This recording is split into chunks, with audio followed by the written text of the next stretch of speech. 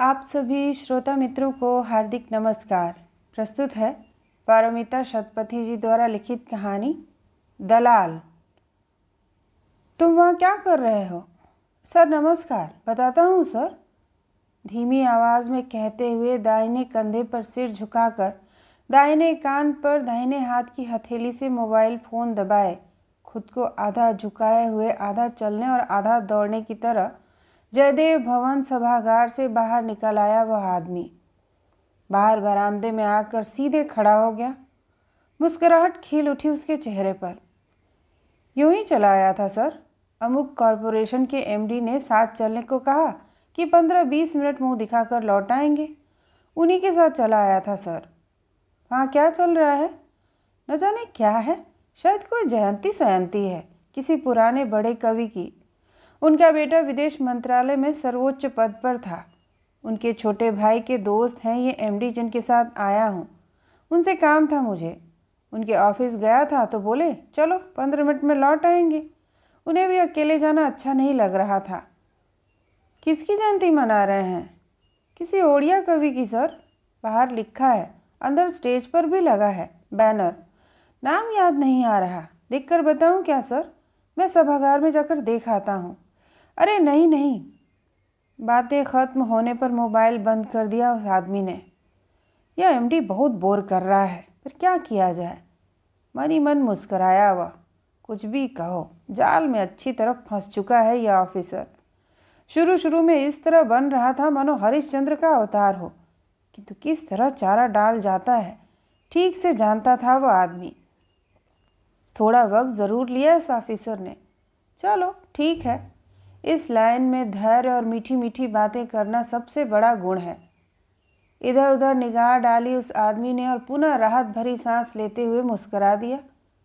घड़ी की ओर देखा, 7:30 बज चुके थे। एमडी कर क्या रहा है भीतर? कितनी मुश्किल से शीशे में उतरा है। लगभग 6 महीने लग गए इस प्रोजेक्ट पर। शायद एमडी भी कविता फविता कुछ लिखता है। 2 किताबें छपवा चुके हैं। उनके लोकार्पण के लिए भी बड़ा समारोह और भाषण। बाध्य होकर दोनों बार समय बर्बाद करने उनमें गया था वह आदमी। पहले सिर्फ नज़रें घुमाकर देखता कि ऑफिस में कौन कौन बड़े ऑफिसर आए हैं। उसके बाद सबसे अलग बैठकर अपने हाथ की हथेली जितने बड़े मोबाइल से अब तक उत्तर न दिए गए ईमेल भिजवा दिए। इस धंधे में जाने पहचाने लोगों को बीच बीच में फ़ोन करना चाहिए, कुशल क्षेम पूछना चाहिए।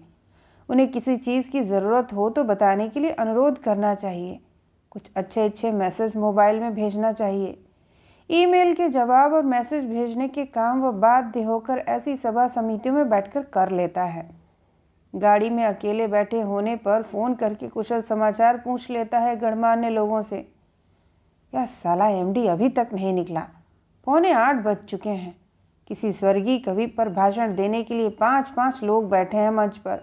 इधर उधर की हाँक रहे हैं, ऐसे थे वैसे थे, इतना अच्छा लिखते थे। अरे भाई, जो भी करते धरते थे अब तो मर चुके हैं। इतना भाषणबाजी, इतनी सभा समितियां क्यों करते हैं उस पर? ये लोग भी इसी तरह अपना समय बर्बाद करते हैं।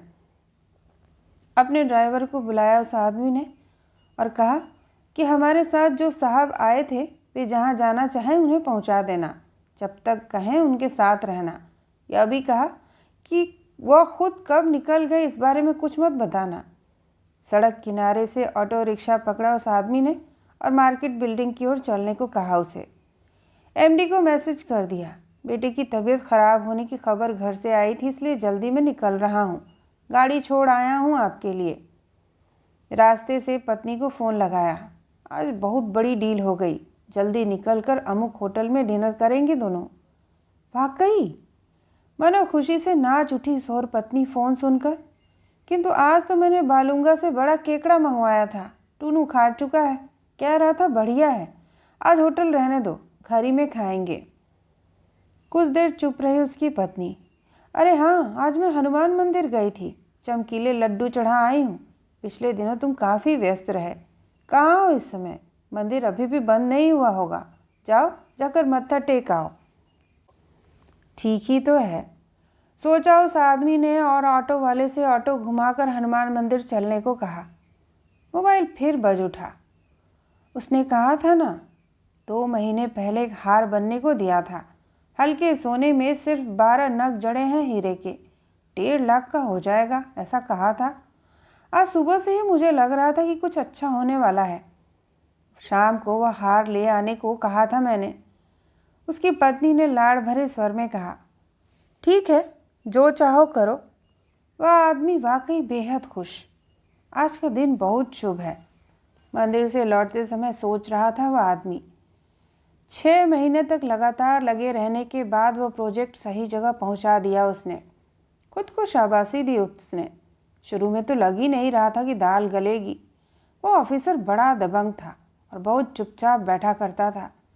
सीधे सीधे देखता तक नहीं था किसी ओर। सचमुच डर गया था वह आदमी। काफ़ी जुगत लगाकर धीरे धीरे उसके विश्वास क्षेत्र में घुसना पड़ा उस आदमी को।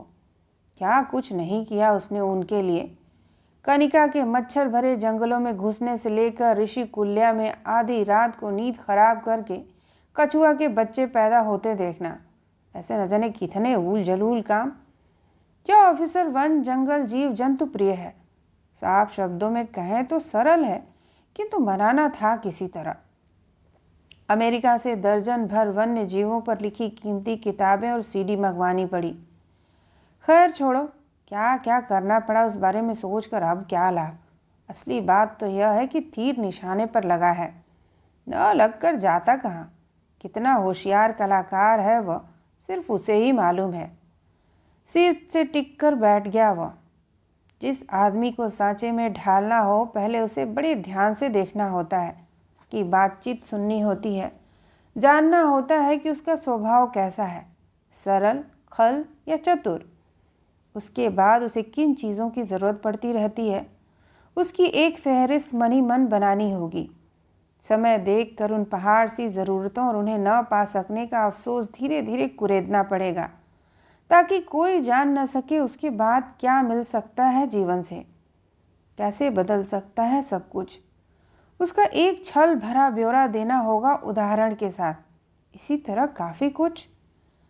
उसकी विशेष रुचि और शौक का ध्यान रखना होगा।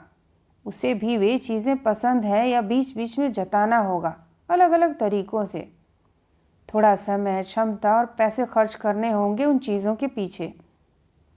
सबसे बड़ी बात तो यह है कि धीरज रखना होगा और अति मृदुभाषी होना होगा। दूसरे शब्दों में कहें तो उसकी हर बात पर हामी भरनी होगी। बिल्कुल ठीक, ठीक ही कह रहे हैं सर। या बार बार दोहराना होगा। किंतु उसका फल भी तो देखो, कहाँ से कहाँ पहुँच गया वह। 15 साल पहले सेकेंड हैंड चेतक स्कूटर खरीदा था उसने। अब 3 बड़ी बड़ी गाड़ियाँ हैं। ड्राइवर को एक स्कूटर, रसोइयों को एक मोपेड दिया गया है। ऊपरी मंजिल का 2 कमरों वाला किराए का मकान छोड़कर अब वे लोग शहर के बीचों बीच एक विशाल कोठी में रहते हैं। मकान क्या बना है, राजमहल जैसा।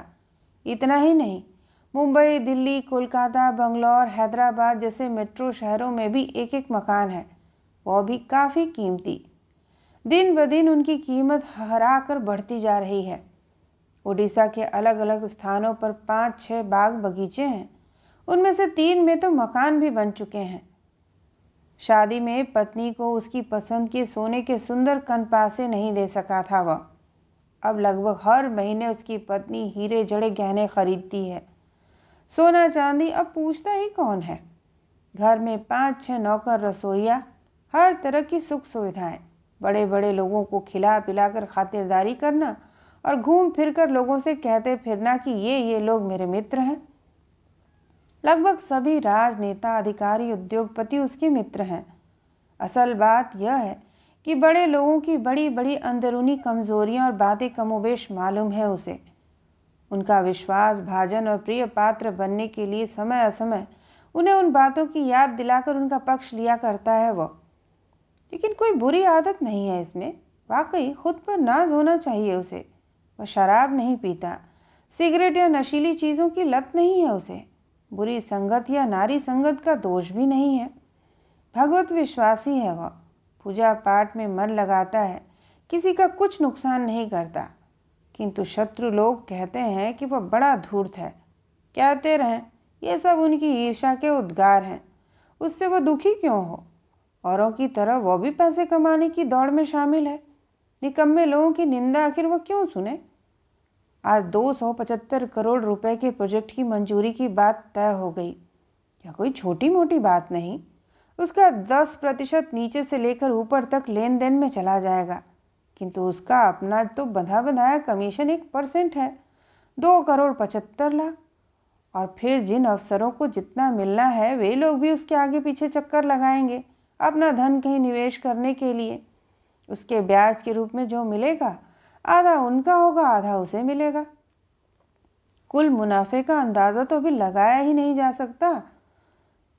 सीना खुशी से फूल उठा उस आदमी का। अपनी काबिलियत की बार बार तारीफ किए बगैर वह न रह सका। उसके विवेक ने उससे बार बार कहा कि आगे उसकी तकदीर इससे भी अच्छी है। जिंदगी में शायद ही कोई इतना कामयाब होता होगा। संभवतः उसके जैसा चतुर और होशियार होते हुए भी कई लोग इतना आगे नहीं बढ़ पाते, कहीं न कहीं दब कर रह जाते हैं। उसके ही कई मित्र केचुए की तरह से रहे हैं अभी तक। इस समय भाग्य और भगवान दोनों उसके पक्ष में हैं। जय हनुमान जी। दोनों हाथ जोड़कर अदृश्य में प्रणाम किया उसने। पत्नी से कहकर अगले मंगलवार को हनुमान जी की संतुष्टि के लिए यज्ञ और ब्राह्मण भोज कराएगा वह। फोन की घंटी बजी। तुम नाहक परेशान हुए मेरे लिए। कार्यक्रम इतना अच्छा था कि मैं बैठा ही रह गया वहाँ। उसी एमडी का फ़ोन था। नहीं नहीं, आप भी कैसी बातें कर रहे हैं साहब। मुझे भी बहुत अच्छा लग रहा था, पर क्या करूं, घर से गाड़ी मंगवा ली थी। बेटे को ज़रा डॉक्टर के पास ले जाना पड़ा, ठंडा बुखार था। अब वह कुछ ठीक है। आपका समारोह कैसा रहा? बहुत अच्छा। मैं सोच भी नहीं सकता था कि इतना सुंदर समारोह हो सकता है। न गया होता तो अवश्य कुछ मिस किया होता। पहले वक्ता ने क्या कहा वह तो तुमने सुना ही होगा।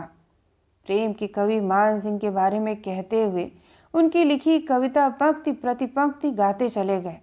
कितनी सुंदर और भावपूर्ण थी वह प्रेम कविता।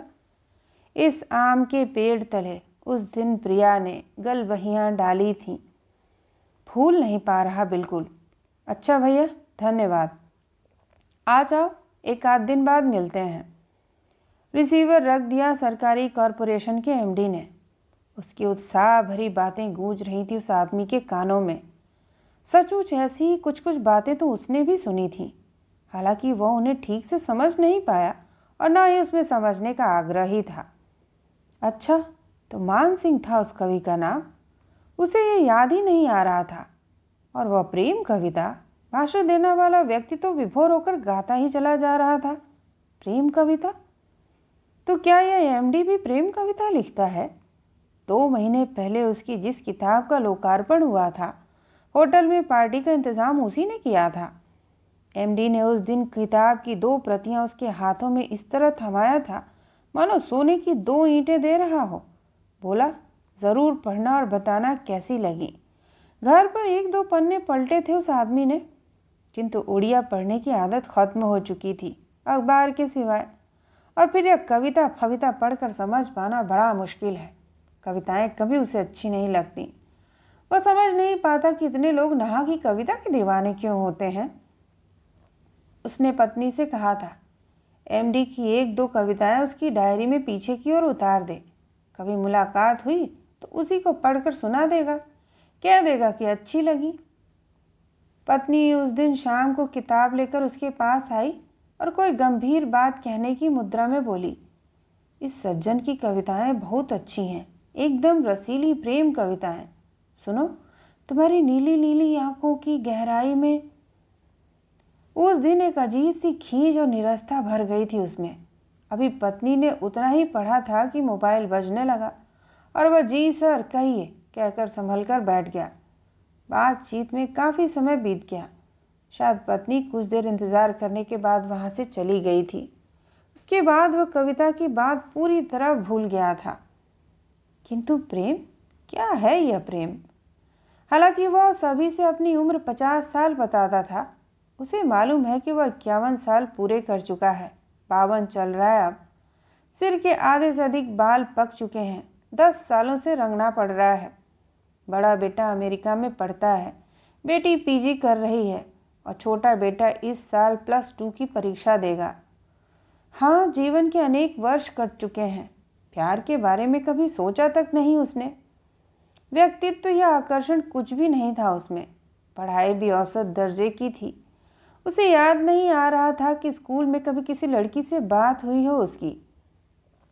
हालांकि 10वीं 11वीं कक्षा में पढ़ते समय नजरें बचा बचा कर लड़कियों को देख लिया करता था। और तब किस तरह तेजी से धड़क उठता था सीना उसका। कॉलेज में बीए तक की जो 4 साल की पढ़ाई की थी उसने, तब रंग बिरंगे फूलों की तरह झुंड की झुंड किचिर मिचिर करती लड़कियां चिड़ियों की तरह, लड़कियों के हवा में उड़ते दुपट्टे, छाती फुलाकर चलने का अंदाज, हंसते हंसते लोटपोट हो जाने की हालत वह दूर से देखा करता। कभी गलती से भी किसी लड़की के सामने आकर खड़ा नहीं हुआ था वह। उन दिनों शूरवीर बुद्धिमत्ता से भरपूर उसके मित्रों के प्रति लड़कियों का अनुराग उसकी नज़रों में न पड़ा हो, ऐसा भी नहीं था, किंतु उसमें शामिल होना उसकी क्षमता से परे था। बीए पास करते ही नौकरी की चिंता सताने लगी उसे। घर का बड़ा बेटा होने के कारण 26 साल की उम्र में शादी करने को बाध्य कर दिया था माता पिता ने। काफ़ी विरोध किया था उसने। इतनी कम तनख्वाह में परिवार नहीं चल सकता। पिताजी ने कहा था कि परिवार वे चलाएंगे। लड़की देखने भी वे गए थे। एक साधारण परिवार की सामान्य शिक्षा दीक्षा वाली लड़की से शादी हो गई थी उसकी। न तो पत्नी के साथ अपने रिश्ते को उतनी अहमियत दी थी और न ही किसी दूसरी नारी के प्रति आकर्षित होने की हालत ही थी उसकी। धनवान बनने का नशा बुरी तरह सवार था उस पर।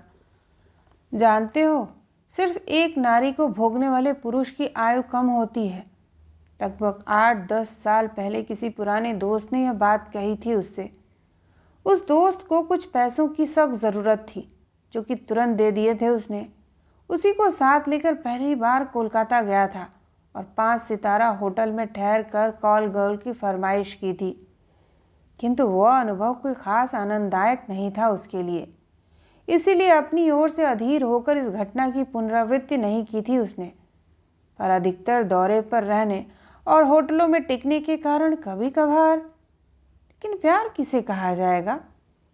घर पहुंचकर वह सरपट अपने ऊपरी मंजिल के शयन कक्ष में चला गया और पत्नी को पुकारा। पत्नी हड़बड़ाकर ऊपर आई और अलमारी खोलकर हीरे के हार वाला डिब्बा निकाल लाई, प्यार से पति को दिखाने के लिए। उस ओर ध्यान नहीं दिया था उस आदमी का। तुम मुझे चाहती हो, मतलब प्रेम करती हो मुझसे? पत्नी का दोनों कंधा पकड़कर अपनी ओर घुमा लिया उस आदमी ने और उसकी दोनों आंखों में झांकते हुए सवाल किया। शुरू शुरू में तो पत्नी के भेजे में शायद यह बात नहीं घुसी। वह हैरत से उस आदमी की ओर ताकती रह गई। हीरे के हार वाला आधा खुला डिब्बा उसके दाहिने हाथ में था। सच सच बताओ, प्यार करती हो मुझसे? उस आदमी ने अधीर होकर प्रश्न किया। पत्नी का चेहरा सहज हो आया। उसने कंधे उचकाकर पति के दोनों हाथ नीचे खिसका दिए और मुड़कर ड्रेसिंग टेबल पर हीरे के हार वाला डिब्बा रख दिया। दाहिनी ओर सिर घुमाकर तिरछी नज़रों से देखा पति को। क्या मतलब? बड़ी अजीब बातें कर रहे हो। तुम्हें नहीं चाहती तो किसे चाहती हूँ? तुम ऐसी बातें क्यों कर रहे हो? चलो चलो, नीचे टेबल पर खाना लग चुका है कब से, ठंडा हो जाएगा। पत्नी जितनी हड़बड़ी में आई उतनी हड़बड़ी में नीचे उतर गई। प्रश्न का यह तो सटीक उत्तर नहीं है। क्या उसकी पत्नी जानबूझकर उसका प्रश्न टाल गई? सुबह जल्दी जल्दी ऑफिस जाते समय उसकी नज़र पड़ गई सरकारी एमडी की किताब पर, अमुक की प्रेम कविताएं। किताब उठाकर उसने अपने बहुमूल्य चमड़े के बैग में रख ली और गाड़ी में बैठ गया। बार बार अन्य मनस्क होने लगा वह।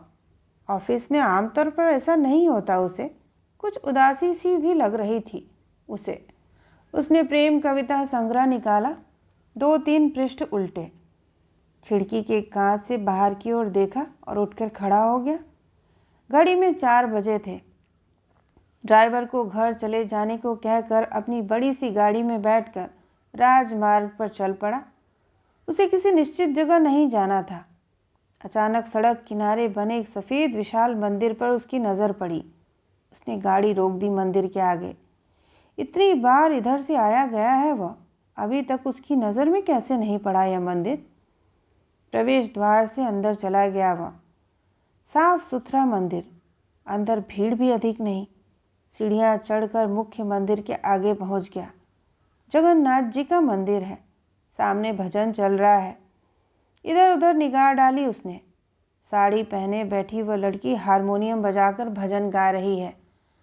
अंदर चला गया वह आदमी और जगन्नाथ जी को प्रणाम करके खंबे से टिककर बैठ गया। तन्मय होकर भजन गा रही है वह लड़की। आवाज़ मीठी है। कुछ लोग चारों ओर बैठे हैं। गोरी चिट्टी ना होने पर भी उसके चेहरे पर एक चमक थी और बड़े करीने से साड़ी पहन रखी थी उसने। ध्यान से देख रहा था वह आदमी उसकी ओर। राधा का कृष्ण के प्रति प्रेम भाव थे उस भजन के। यहाँ भी प्रेम। 2-3 भजन गाने के बाद हारमोनियम बंद कर दिया उस लड़की ने। उसके बाद खुली रखी डायरी भी। उसके चारों ओर बैठे लोग भी धीरे धीरे उठकर चले गए। वह लड़की कुछ देर बैठी रही वहीं। उसने एक लंबी सांस छोड़ी और उठकर प्रभु जगन्नाथ जी की मूर्ति के सामने जाकर खड़ी हो गई। आंखें बंद करके प्रार्थना की, शायद 1 मिनट। फिर साड़ी का पल्लू कंधे पर लपेटकर नीचे घुटने के बल बैठ गई और सिर जमीन से लगाकर प्रणाम किया। उठकर सीधे मंदिर के द्वार की ओर चल पड़ी। वह आदमी भी अपनी जगह से उठा और लड़की के बिल्कुल पीछे पीछे मंदिर की सीढ़ियाँ उतरने लगा। बहुत सुंदर गाती हो, तुम्हारी आवाज़ मीठी और तुम्हें ताल का भी अच्छा ज्ञान है। लड़की सिर झुकाए चल रही थी। सहसा चौंक उठने सी एक पल रुकी और उस आदमी की ओर देखा। चेहरे पर थोड़ी प्रसन्नता उभर आई उसके। इतने अच्छे भजन गाने वाले आमतौर पर नहीं मिलते हैं। आजकल के भजन और उन्हें गाने की शैली बदल चुकी है। इतना कहते उस आदमी ने अपना बटुआ निकाला और 5-5 100 के 2 नोट निकाल कर उस लड़की की ओर बढ़ा दिए। लड़की की आंखें जल सी उठीं और चिढ़ गई। मैं श्रोताओं से पैसे नहीं लेती, मंदिर में भजन गाती हूँ, इसके लिए मंदिर से मुझे वेतन मिलता है। यदि आपको दान करना हो तो जाइए, हुंडी में डाल दीजिए। उस लड़की की बातों से सहम गया वह आदमी। उसने अपना बढ़ा हुआ हाथ अपनी ओर वापस ले लिया। बिना कुछ कहे वह लड़की चली गई प्रवेश द्वार की ओर। नज़र से ओझल होने तक वहीं खड़ा हुआ आदमी उसे देखता रहा।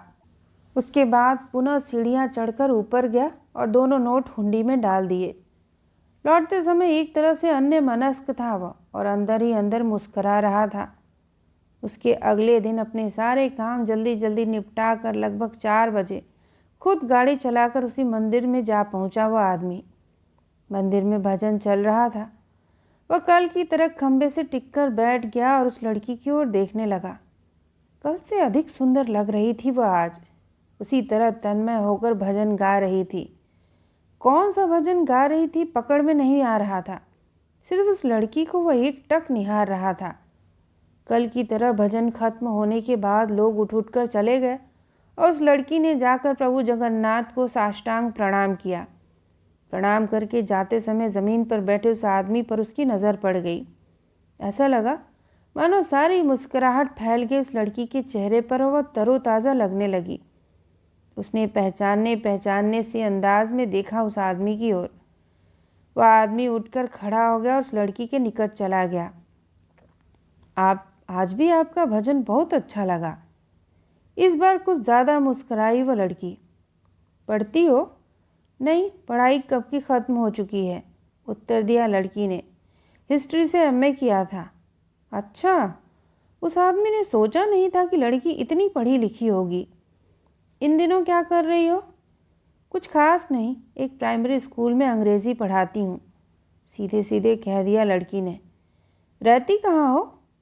शहर के किसी इलाके का नाम बताया लड़की ने। मैं भी तो उसी रास्ते शहर जाऊँगा। घर ही जा रही हो ना? चलो मैं छोड़ दूँगा। उस लड़की ने पल भर उस आदमी की ओर देखा। शायद आत्मीयता और भरोसा तलाशने की कोशिश कर रही थी। रहने दीजिए, आप क्यों परेशान होंगे? मैं लाइन बस में जाती हूँ रोज़ाना, चली जाऊँगी। इसमें परेशानी कैसी? मैं तो उसी रास्ते लौटूंगा। उस आदमी ने अपनी कार का दरवाज़ा खोला। कुछ दुविधा में पड़ गई वह लड़की। गाड़ी के भीतर झांका एक बार उसने। साथ जाना ठीक होगा या नहीं सोच रही थी। न जाने क्या सोचकर कार की अगली सीट पर बैठ गई। जिस स्कूल में पढ़ाती हो वह क्या सरकारी है? सरकारी स्कूलों में नौकरी कहाँ, यह प्राइवेट है। तनख्वाह कितनी देते हैं? अधिक नहीं। वह आदमी समझ गया कि तनख्वाह के अंक बताने का मन नहीं है उस लड़की का। वह कुंटा अच्छी लगी उसे। और मंदिर से? कोई ख़ास नहीं, पर मंदिर में आकर भजन गाना अच्छा लगता है। वापसी में चौराहे के पास 2 ट्यूशन करके घर लौटती हूँ। ओह! पुनः आश्चर्य हुआ उस आदमी को। कितना कष्ट करना पड़ता है इस लड़की को गुजर बसर के लिए। और घर पर परिवार? शायद वह आदमी जानना चाहता था कि लड़की विवाहित है या नहीं। क्षण भर चुप रही वह लड़की। पिताजी, माँ, 2 छोटे भाई हैं। पिताजी क्या करते हैं? इस सवाल का जवाब नहीं दिया उस लड़की ने। शायद देने की इच्छा नहीं हुई उसकी। यहीं, बस यहीं सर, यहीं चौराहे पर रोक दीजिए, लड़की ने सहसा कहा। चौंक उठने सा हुआ वह आदमी और उसने गाड़ी रोक दी। लड़की तपाक से उतर गई और थैंक यू कहने के बाद मुड़कर तेजी से चल पड़ी। वह आदमी कुछ देर उसी तरह बैठा रहा गाड़ी में। इतनी सुंदर और गुणी युवती कितना कष्ट करती है, ऐसी जिंदगी के बारे में काफ़ी दिनों से भूल चुका था वह। एक तरह से बेचैन सा रहा वह पूरी शाम और अगले दिन भी। अपने सभी ज़रूरी काम अगले दिन के लिए रख कर ठीक 4 बजे मंदिर जा पहुंचा। उस वक्त वह लड़की हारमोनियम खोल रही थी। उसके पहुंचते उस लड़की ने उसे देखा और एक मीठी सी मुस्कान बिखेर दी। वह आदमी भजन खत्म होने का बड़ी बेसब्री से इंतज़ार करने लगा। भजन खत्म होते ही अति सहज रूप से वह लड़की उसकी गाड़ी में बैठ गई और चौराहे के पास न उतरकर बाईं ओर लगभग 2 किलोमीटर अंदर की ओर चलने को कहा उस आदमी से। घर तक यह गाड़ी नहीं जा पाएगी कहकर उतर गए और कहा कि आज ट्यूशन नहीं, इसलिए सीधे घर जा रही है। उस आदमी ने कल उसके साथ मुलाकात होगी कहा और अपने बायोडाटा की कॉपी साथ लाने का अनुरोध भी किया उस लड़की से। लौटते समय वह आदमी रास्ते में सोच रहा था कि यदि उस लड़की को आज ट्यूशन पढ़ाने नहीं जाना था तो उसे ड्राइव पर कुछ दूर ले जाया जा सकता था। एक ऐसा अवसर खोने का अफसोस हुआ उसे। अगले दिन मंदिर में मिला उस लड़की से और गाड़ी में बैठाकर उसके घर की ओर चल पड़ा। आज ट्यूशन नहीं जाओगी तो नहीं चलेगा? चलेगा, मुस्कुरा दिया उसने। थोड़ी लंबी ड्राइव पर चलेंगे। रास्ते भर अपने प्रारंभिक कष्टमय जीवन के बारे में बताने लगा वह उस लड़की को। लड़की ध्यान मग्न होकर सुनती जा रही थी। अपनी जद्दोजहद भरी जिंदगी के बारे में बता रहा था वह आदमी। अपनी बीती जिंदगी के बारे में कई सालों से किसी को कुछ नहीं बताया था उसने।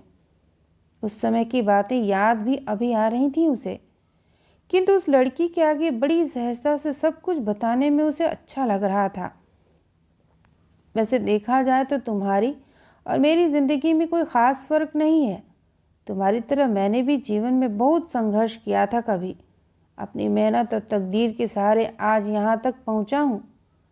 उस लड़की का हाथ पकड़ लिया उस आदमी ने। लड़की ने कोई विरोध नहीं किया। हाथ छोड़कर उसकी पीठ के पीछे से अपनी बाँह के घेरे में भर लिया उस आदमी ने उसे, और लड़की ने उसके बाएं कंधे पर अपना सिर टिका दिया। पैसे देकर मुझे नारी की देह खरीदना अच्छा नहीं लगता। मैं सच्चा प्यार चाहता हूँ, धीरे से अस्पष्ट स्वर में कहा उस आदमी ने। दिन बीतने लगे। उसने सपने में भी नहीं सोचा था कि इतनी अच्छी तरह भी बीत सकते हैं तृप्ति भरे दिन। धन संपत्ति भरी थी उसके पास, काम की कमी भी नहीं थी, किंतु असली सुख क्या होता यह उसे अब मालूम हुआ। इस बीच शहर की तलहटी में 1 बीघा ज़मीन खरीद दी थी उस लड़की के नाम पर उसने। 3 कमरों का मकान भी बन चुका था। मकान के चारों ओर हरियाली ही हरियाली थी। 3 लोग लगे थे घर के कामकाज और देखभाल के लिए।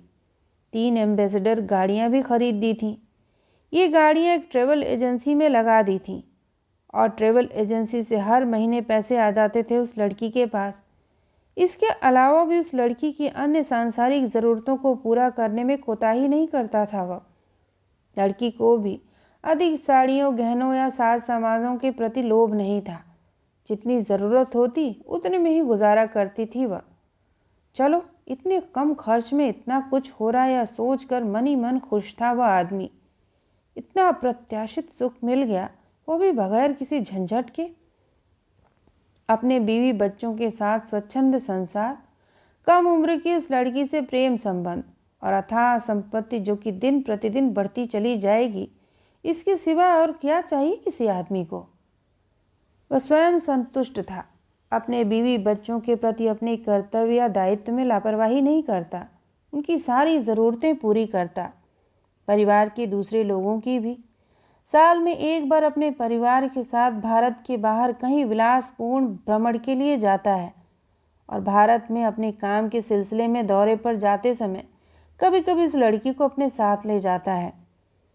तुम्हारा एक बच्चा हो जाता तो अच्छा होता, अपनी इच्छा और अफसोस प्रकट करता गाहे बगाहे उस लड़की के आगे। वह तुम्हारे साथ इस तरह परिचय होगा और एक रिश्ता जुड़ जाएगा, भला मुझे क्या मालूम था। मुझ में बाप बनने की क्षमता अब नहीं बची। 3 बेटा बेटी के बाद, वास्तविक क्षोभ के साथ कहा था उस आदमी ने। काम और व्यस्तताओं के दबाव में उस आदमी का रक्तचाप थोड़ा बढ़ गया और हृदय रोग के कुछ कुछ लक्षण उभर कर आने लगे। कुछ दिनों तक अस्पताल में रहना पड़ा उसे। लगभग 2.5 महीने तक उस लड़की से मुलाकात नहीं हुई। अक्सर फ़ोन करता उस लड़की को और कहता कि मिलने की प्रबल इच्छा हो रही है। वो लड़की भी उतनी ही बेचैनी दिखाती, लेकिन मुलाकात का मौका नहीं मिला था क्योंकि उस आदमी का परिवार अक्सर उसे घेरे रहता। तुम्हें 2.5 महीने से नहीं देखा। संयोग देखो, एक बहुत ज़रूरी काम से दुबई जाना पड़ रहा है। डॉक्टर कह रहे हैं और 15 दिन आराम करने को, किंतु कोई उपाय नहीं है। एक सुनहरा मौका निकल जाएगा हाथ से। एक डॉक्टर मित्र और मेरी पत्नी साथ जा रहे हैं। एक दिन दोपहर के समय वह आदमी जा पहुंचा उस लड़की के पास। इस बार लौटकर आने के बाद पूरे 2 दिन रहूंगा तुम्हारे पास, कोई कुछ भी कहे। थोड़ी देर चुप रहा वह आदमी। जरा भी इच्छा नहीं तुम्हें छोड़कर जाने की। उस आदमी ने बाहों में भर लिया उसे और उसकी छाती में मुंह रख दिया। लड़की ने सिर झुकाकर उस आदमी के सिर के ऊपरी भाग में गोलाकार टकला हिस्सा देखा और खिड़की से बाहर की ओर देखने लगी। इतनी सुंदर महक किस चीज़ की आ रही है? आज तरीदार मछली और कललमी साग की भुंजड़ी बनी है। इस बार जिस गोविंद भात चावल की पैदावार हुई थी, उसी के भात की महक है यह। चलो थोड़ा खा लो, लड़की ने अनुरोध किया। नहीं, ऐसी तकदीर कहाँ मेरी आज। उस आदमी ने एक लंबी सांस छोड़ी। तुम तो जानती हो, 5 स्टार होटल के खाने से कहीं अधिक मैं तुम्हारे हाथ का बना खाना पसंद करता हूँ। लौटने के बाद खाऊंगा। उस लड़की का गाल चूमकर वह चला गया। हवाई जहाज़ 4 घंटे विलंब हो गया। मुंबई से दुबई के लिए जो कनेक्टिंग फ़्लाइट थी उसे पकड़कर जाना अब संभव नहीं था। वह आदमी निराश भी था और उसे खुशी भी थी। अच्छा ही हुआ, आज की शाम वो उस लड़की के साथ गुजारेगा। पत्नी को घर पर उतार कर ड्राइवर को तेज़ गाड़ी चलाने को कहा उसने। उस लड़की के गेट के सामने उसके ट्रेवल्स वाली एम्बेसडर कार खड़ी थी। वह आदमी गेट खोलकर अंदर चला गया। पूरा अहाता सुनसान था। कहीं अकेले गई है क्या, सोचा उस आदमी ने। किंतु एक गाड़ी तो खड़ी है बाहर, शायद सो रही होगी। बाहर के उठाले हुए दरवाजे धकेल कर अंदर घुसा हुआ आदमी घुसते ही बुद्ध की तरह खड़ा रह गया। उसकी आंखें खुली की खुली रह गईं और वह सामने देखता ही रह गया। वह लड़की किसी लड़के की गोद में लेटी हुई थी। लड़का उसके बाल सहरा रहा था। उस आदमी को देखते ही दोनों हड़बड़ाकर खड़े हो गए। वह आदमी समझ गया कि वह लड़का एम्बेसडर कार का ड्राइवर है, जिसे 7-8 महीने पहले काम पर रखा था उसने। क्या हो रहा है यहाँ? यह कौन है? बड़ी मुश्किल से निकले थे ये शब्द उस आदमी के मुंह से। कांप रहा था वह सिर से पैर तक। लड़की ने लड़के का हाथ पकड़ा और एक कदम आगे बढ़कर बोली, ये मेरे पति हैं। 2 महीने हुए हैं हमारी शादी को। क्या? उस आदमी का मुंह आधा खुला रह गया। वे लोग एक दूसरे के आमने सामने खड़े रहे कई मिनट। चल फुट यहाँ से, फुट ले कहता हूँ, नहीं तो मार डालूंगा। वह ड्राइवर लड़की की मुट्ठी से अपना हाथ छुड़ाकर 2-3 डग आगे बढ़ गया। तो यह थी कहानी दलाल। सुनने के लिए आप सभी का धन्यवाद।